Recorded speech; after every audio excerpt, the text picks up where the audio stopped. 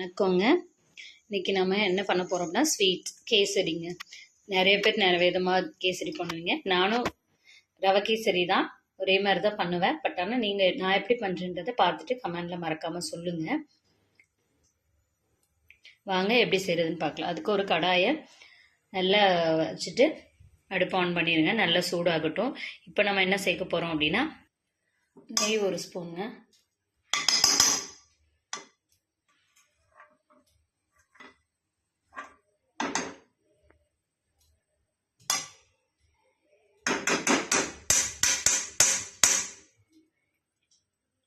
ஒரே மாதிரி தான் இருக்குது அப்படின்னு சொல்லாதீங்க. நானும் கொஞ்சம் டிஃப்ரெண்ட்டாக பண்ணுவேன். பாருங்கள், கடைசி வரைக்கும் வீடியோ பாருங்கள். அப்போ தான் நான் என்ன சேர்க்குறேன்றது தெரியும். என்ன வித்தியாசமாக ட்ரை பண்ணிகிட்ருக்கேன்றது உங்களுக்கு புரியும். நெய் நல்லா சூடாயிடுச்சுங்க. இப்போ நம்ம என்ன பண்ணோம் அப்படின்னா ஒரு கிளாஸ், சரிங்களா, ஒரு கிளாஸ் ரவை எடுத்துருக்கோங்க. அதை நம்ம நெய்யிலே போட்டு ஃப்ரை பண்ணிக்க போகிறோம். சிம்லேயே வச்சுக்கோங்க. லோ ஃப்ளேம் தான் ரொம்ப முக்கியம். நீங்கள் எந்த அளவுக்கு சிம்லேயே வச்சு ஃப்ரை பண்ணுறீங்களோ அப்போ தான். நம்ம சில பேர் வெறும் ரவையை ஃபில் பண்ணுவாங்க. நம்ம கொஞ்சம் நெய் ஊற்றி பண்ணுறோங்க.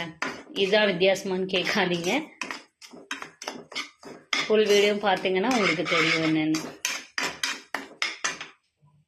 அப்பப்போ நெய் போட்டுட்டோம் முன்னாடியே. இப்போ போடணும்னு இல்லை, அப்பப்போ போடணும்னு இல்லைங்க. நம்ம முடிச்சுட்டு ஃபைனலாக சேர்த்துக்கலாம். இப்போ நல்லா அந்த நெய்யில் தாங்க ஃப்ரை பண்ணணும். நெய்யில் ஃப்ரை பண்ணால் இன்னும் நல்ல டேஸ்ட்டு கொடுக்கும். நீங்களும் இப்படி தான் பண்ணுவீங்களான்னு சொல்லுங்கள். எதுவும் சஜஷன் இருந்தால் மறக்காமல் கமெண்டில் சொல்லுங்கள். தப்பு இருந்தாலும் நான் அக்செப்ட் பண்ணிப்பேங்க. நிறைய பேர் என்கிட்ட நேரில் பார்த்துட்டு கேட்டாங்க, ஏன் நீங்கள் உங்ககிட்ட இந்த பாத்திரத்திலே பண்ணுறீங்க, இப்போ வேறு வீடியோக்காரனாலும் வேறு பாத்திரத்தில் பண்ணலாம்ல அப்படின்னு கேட்டாங்க. நான் ஒரிஜினலாக இருக்கணும்னு தாங்க நினைக்கிறேன். ரியல் ஃபேக்டை தான் போடுறேன். என்கிட்ட என்ன இருக்கோ அதில் பண்ணுறேன். பிடிச்சிருந்தா பாருங்கள்.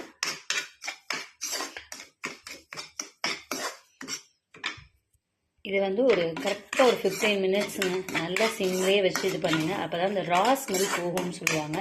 அந்த ரா ஸ்மெல் போகிற வரைக்கும் நல்லா மிக்ஸ் பண்ணிக்கிட்டே இருங்க. நெய் நம்ம அடுத்த ஒரு இன்க்ரீடியன்ட் சேர்ப்போம். அந்த இன்க்ரீடியன்ட் சேர்க்கையில் நெய் ஆட் பண்ணிக்கலாங்க.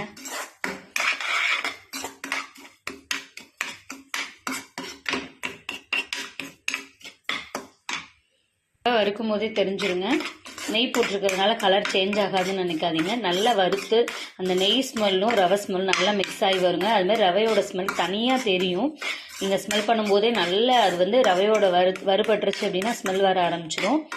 நீங்கள் அந்த ஸ்டேஜில் ஆஃப் பண்ணிக்கலாம். ஒரு 15 மினிட்ஸுங்க சிம்லேயே வச்சு ஃப்ரை பண்ணிங்கன்னா போதும். பாருங்கள், கலர் சேஞ்ச் ஆக ஆரம்பிச்சிருச்சு. 15 மினிட்ஸ் கூட தேவையில்ல, 10 மினிட்ஸ் போதும். பட் நம்ம லோ ஃப்ளேம்லேயே வச்சுருக்கிறதுனால நெய்யோட இதில் இருக்கிறதுனால கொஞ்சம் லேட் ஆகுங்க. அதனால் நம்ம ஒரு 15 மினிட்ஸ் சொன்னேன். நீங்கள் ஒரு 10 மினிட்ஸ்லேயே முடிஞ்ச வரைக்கும் மேக்ஸிமம் ஆஃப் பண்ணிடுங்க. பாருங்கள், நல்ல கலரும் சேஞ்ச் ஆக ஆரம்பிச்சிருச்சு. உங்களுக்கு தெரியுதான்னு தெரில வீடியோவில். இங்கே பாருங்கள், நல்ல கலர் சேஞ்ச் ஆகிடுச்சு. இப்போ நம்ம இந்த ஸ்டேஜில் என்ன பண்ணோம், திருப்பி நம்ம மறுபடியும் இது பண்ணுவோங்க. அதனால் கொஞ்சம் கலர் சேஞ்ச் ஆனதுமே இதை நம்ம பாத்திரத்தில் மாற்றிக்கலாங்க. ஹலோ, வணக்கங்க. இன்றைக்கி நம்ம வீட்டில் கேசரி தான் செய்கிறோம். நெய்யில் போட்டு நம்ம ரவையை வறுத்துட்ருக்கோங்க. வேறு பாத்திரத்தில் மாற்றிட்டோம். இப்போ அதே பாத்திரத்தில் நெய்யை ஆட் பண்ணிவிட்டு இதில் தேங்காயை ஆட் பண்ணி இப்போ ஃப்ரை பண்ண போகிறோங்க. நிறைய பேர் தேங்காய் போட மாட்டாங்க. நான் சொன்னேன் இல்லையா, அந்த இன்க்ரீடியன்ஸ் இது தாங்க.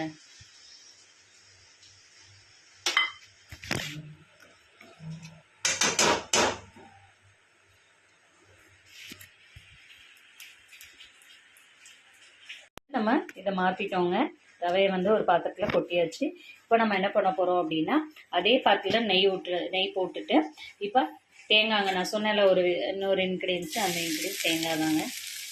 நிறைய பேர் தேங்காய் போட்டு பண்ண மாட்டீங்க. நீங்கள் இதை ட்ரை பண்ணி பாருங்கள். ட்ரை பண்ணி பார்த்துட்டு சொல்லுங்கள். நல்லா தேங்காயை அதே மாதிரி அந்த நெய்யிலே வறுத்துக்கோங்க. நெய் கொஞ்சம் நிறையாவே போடுங்க. நான் கொஞ்சம் கம்மியாக போட்டுட்டு இப்போ ஆட் பண்ணிடுறேங்க. நெய் ஆட் பண்ணி வச்சுங்க. அந்த நெய் கூட நல்லா இதையும் நல்லா தேங்காயும் நல்லா மிக்ஸ் பண்ணி விடுங்க. நல்லா கலர் சேஞ்ச் ஆகிற வரைக்கும் மிக்ஸ் பண்ணுங்கள். தேங்காயும் நல்லா உதிரியாக பிரியுங்க. நம்ம நெய்லையோ எண்ணெயிலையோ வறுக்கும் போது அதோட தனித்தன்மை தனியாக தெரியும். நல்ல கலர் பிரிஞ்சு வரும்.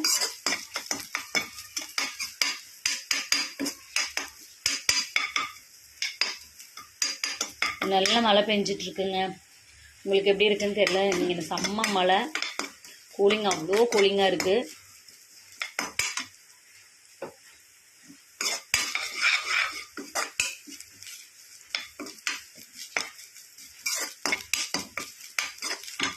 பாருங்க, நெய்யோட நல்லா தேங்காய் மிக்ஸ் ஆகிடுச்சு. மிக்ஸ் ஆகி நல்லா தனித்தனியாக பிரிய ஆரம்பிச்சிருச்சுங்க. உங்களுக்கு தெரியுதா? பாருங்கள், நல்லா பிரிஞ்சு வந்துச்சு. இன்னும் கொஞ்சம் கலர் சேஞ்ச் ஆனால் போதுங்க, ரொம்ப கலர் சேஞ்ச் ஆகணும்ல, லைட்டாக கலர் சேஞ்ச் ஆகட்டும். கலர் நல்லா சேஞ்ச் ஆகிடுச்சுங்க, போதும். இந்த ஸ்டேஜில் நம்ம மறுபடியும் அந்த ரவை இருக்குல்லங்க, நம்ம நெய்யில் மறுபடியும் வறுத்து வச்சோம்ல, அதே நெய்யவே மறுபடியும் இதுலேயே ஆட் பண்ணிடுவோங்க. இல்லை, சிம்மில் வச்சுக்கோங்க. சிம்மில் வச்சுட்டு அதே மாதிரி நல்லா மிக்ஸ் பண்ணி விடுங்க. இதுவும் அதே மாதிரி தனித்தனியாக உதிருங்க. அது வரைக்குமே நம்ம நல்லா மிக்ஸ் பண்ணணுங்க. நீங்களும் இந்த மாதிரி தேங்காயெல்லாம் ட்ரை பண்ணுவீங்களான்னு சொல்லுங்கள். கொஞ்சம் அப்படியே கிளறி விட்டுட்டே இருங்க. சிம்லேயே வச்சுக்கோங்க, சிம்மில் தான் வைக்கணும். கேஸ் நம்ம நல்லா ஸ்வீட் வர வரைக்கும் சிம்லேயே வச்சு கிளறி விடுங்க.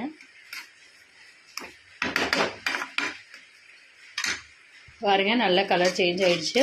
நல்லா தனியாக தேங்காயும் உதிர்ந்துருச்சு, இது ரவையும் உதிர்ந்துருச்சுங்க. அவ்வளோதான். ஆஃப் பண்ணிவிட்டு நம்ம வேறு பாத்திரத்தில் மாற்றிக்கலாம். ஆஃப் பண்ணிட்டோங்க.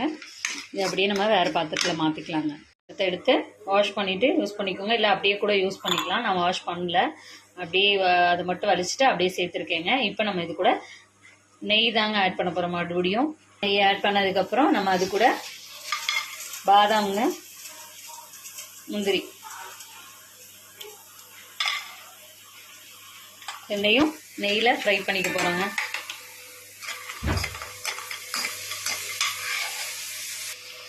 நெய்யில் நல்லா ஃப்ரை பண்ணிக்கோங்க. நல்லா கொஞ்சம் கலர் சேஞ்ச் ஆகட்டும். சேஞ்ச் ஆகிடுச்சுங்க, நம்ம போதும். அதை அப்படியே எடுத்து நம்ம பாத்திரத்தில் மாற்றிக்கலாங்க. அதே கடாயில் நம்ம எந்த டம்ளரால் எடுத்து வச்சோமோ அந்த டம்ளரால் அதோட ஒரு கிளாஸ் வந்து நம்ம ரவை எடுத்துருந்தோங்க. அதுக்கு 2 மடங்கு 2 கிளாஸ் வந்து தண்ணி ஊற்றிக்கிறோங்க.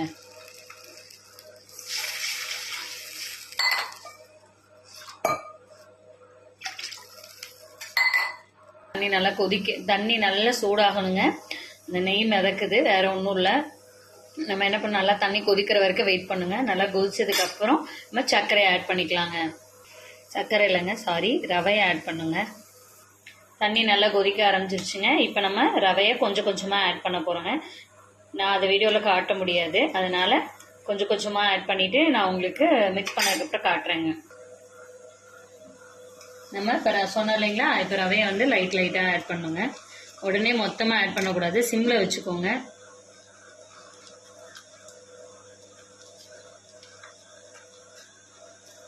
ரவை ஆல்ரெடி நெய்யிலே நல்லா ஃப்ரை ஆகி ஓரளவு வெந்துருச்சுங்க.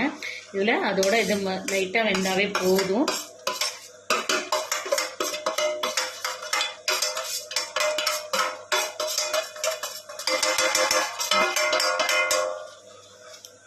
கட்டிப்பட விட்டுறாதீங்க, கட்டிப்பட்டா கேசரியே வேஸ்ட்டு.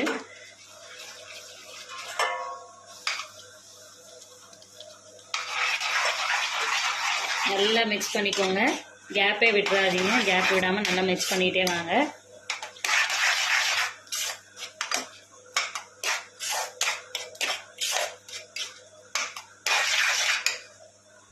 ஆக்சுவலாக தண்ணியெல்லாம் ட்ரை ஆயிடுச்சுங்க. இப்போ நம்ம சர்க்கரை ஆட் பண்ண போகிறோம்.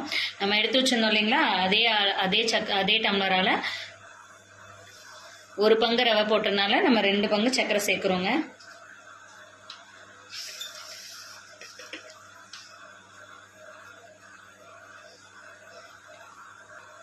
சர்க்கரை ஆட் பண்ணிவிட்டு நல்லா அப்படியே மிக்ஸ் பண்ணி விடுங்க. அதுவே ட்ரை ஆகி நல்லா லிக்யூடாக மாறுங்க.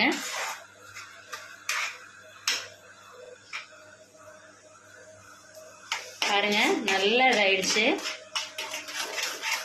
கட்டிப்பட விடாமல் நம்ம மிக்ஸ் பண்ணிகிட்டே இருக்கணுங்க. பார்த்தீங்கன்னாவே தெரியும், நல்லா லிக்யூடாக மாற ஆரம்பிச்சிருச்சு. இப்போ நம்ம இந்த ஸ்டேஜில் என்னென்ன சேர்க்கணும், சர்க்கரையெல்லாம் பார்த்துக்கோங்க. லைட்டாக உப்பு ஆட் பண்ணுங்க. உப்பு ஆட் பண்ணாதான் எப்பவுமே ஒரு ஸ்வீட்டில் வந்து கொஞ்சமாக லைட்டாக உப்பு சேர்க்கணுங்க. லைட்டாக தான் போட்டிருக்கேன். உங்களுக்கு விருப்பம் இல்லைன்னா சேர்த்துக்க வேண்டாங்க. உங்களுக்கு எப்படி பிடிக்குமோ அந்த மாதிரி சேர்த்துக்கோங்க. ஆனால் எப்பயுமே ஒரு நம்ம ஸ்வீட் செய்யும்போது சால்ட் ஆட் பண்ணால் அவ்வளோ நல்லா இருக்குங்க டேஸ்ட்டு. இப்போ நம்ம கேசரி பவுடர் ஆட் பண்ணிக்கலாங்க. உங்களுக்கு விருப்பம் இருந்தால் ஆட் பண்ணுங்க. சில பேர்லாம் அப்படியே தான் சாப்பிட்றாங்க. நான் வந்து லைட்டாக சேர்த்துருக்கேங்க.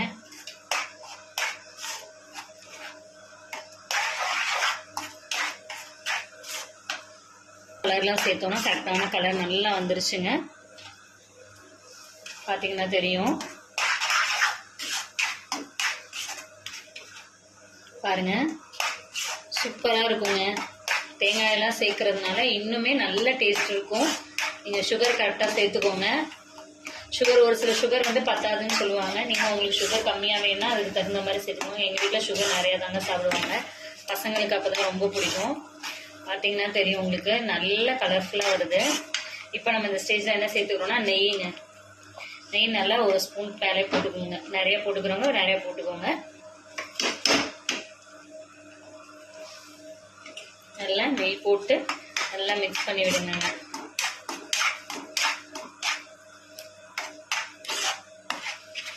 நெய்யும் அந்த ரவை ஸ்மெல்லு கேசரி எல்லாமே பயங்கர ஸ்மெல்லாக வருங்க.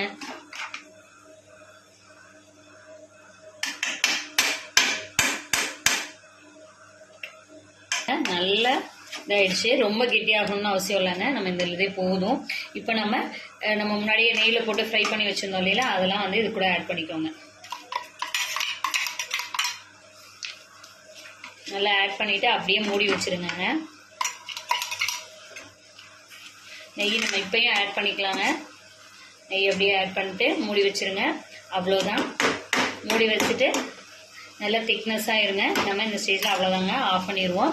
இதை அப்படியே மூடி வச்சுட்டு ஒரு 10 மினிட்ஸ் கழித்து ஓப்பன் பண்ணிங்கன்னா சுவையான கேசரி ரெடி ஆயிடுச்சுங்க. நீங்களும் ட்ரை பண்ணி பாருங்கள். எப்படி இருந்துச்சுன்னு மறக்காமல் கமெண்டில் சொல்லுங்கள். பிடிச்சிருந்தா லைக் பண்ணுங்கள். தேங்க்யூ.